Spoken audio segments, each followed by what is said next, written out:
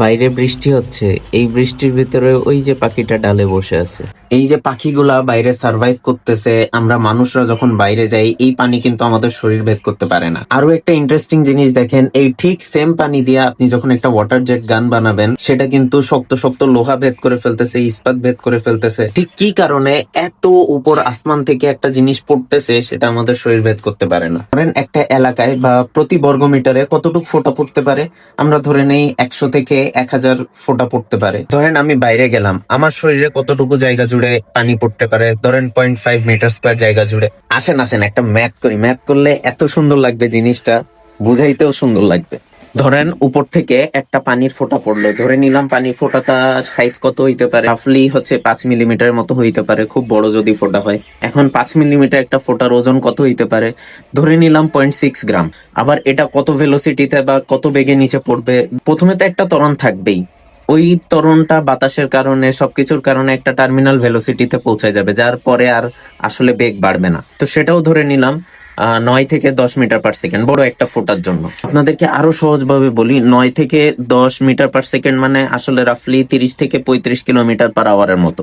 মানে ধরেন আপনি 30 থেকে 35 কিলোমিটার পার আওয়ার বেগে একটা বাইক চালাচ্ছেন, কত ইন্টারেস্টিং দেখেন।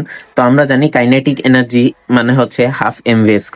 তাহলে হচ্ছে আমরা একটু ম্যাথটা করি, হাফ দিলাম, আমরা এম ধরে নিছিলাম হচ্ছে 0.6 গ্রাম, মানে হচ্ছে 0.406, কারণ কি আমাদের তো আবার কেজিতে নিতে হবে গ্রামটাকে।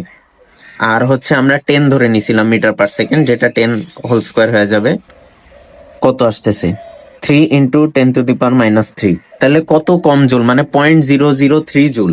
অন্যদিকে একটা ওয়াটার জেট গানে কত থাকে, প্রায় হাজার কে হাজার, মানে প্রায় 16,000 জুলের মতো থাকে, মানে 16 কিলো জুলের মতো থাকে। তাহলে এত উপর থেকে একটা জিনিস পড়লেও আসলে তার কাইনেটিক এনার্জিটা কিন্তু কম। আবার আরেকটা জিনিস, আমাদের শরীরে কোনো কিছু ঢুকতে গেলে কিন্তু একটা প্রেসার ক্রিয়েট করা লাগে। ধরেন একটা সুচ আমাদের শরীরে ঢুকে পড়তেছে, অথবা একটা বুলেট আমাদের শরীরে ঢুকে পড়তেছে, তো প্রেসারের আমরা আবার ফর্মুলা কি জানি, pressure F P is equals to হচ্ছে F/A।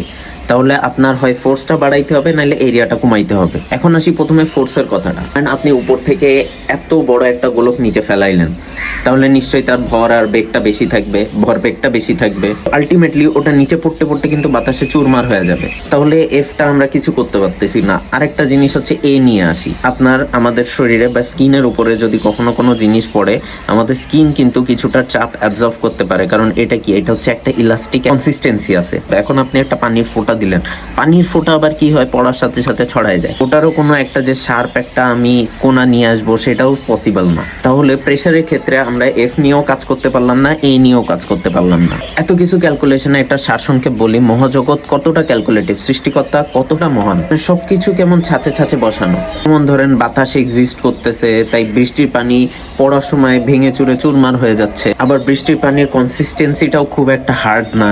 তো সবকিছু মিলাই যেন ক্যালকুলেশনটা একদম খাপে খাপে বসে গেছে। কিন্তু পৃথিবীতে এত কিছু আবিষ্কার হলো, এত যুগ পরে আমরা আসলাম, তবুও কেউ না কেউ ফোন দিয়ে বলবে, আহ তুমি আমাকে মোটেও বুঝলা না, তুমি আমার মনটা কিছুই বোঝো না, তুমি আমার ফিলিংসই বোঝো না, আমার মন কি চাই তুমি বুঝোই না, আমি কি চাই এটা তুমি বোঝার কোনোদিন চেষ্টাই করোনি। এখানেই তো সারা পৃথিবীর আবিষ্কারগুলা কোল্যাপস করা শুরু করে। এটাকে কোন সায়েন্স দ্বারা ব্যাখ্যা করা যায়, এটা বুঝতে গেলে কোন ডিগ্রি প্রয়োজন? আমি তো শুধু একটাই ডিগ্রি জানি, পুলিশের 3rd ডিগ্রি।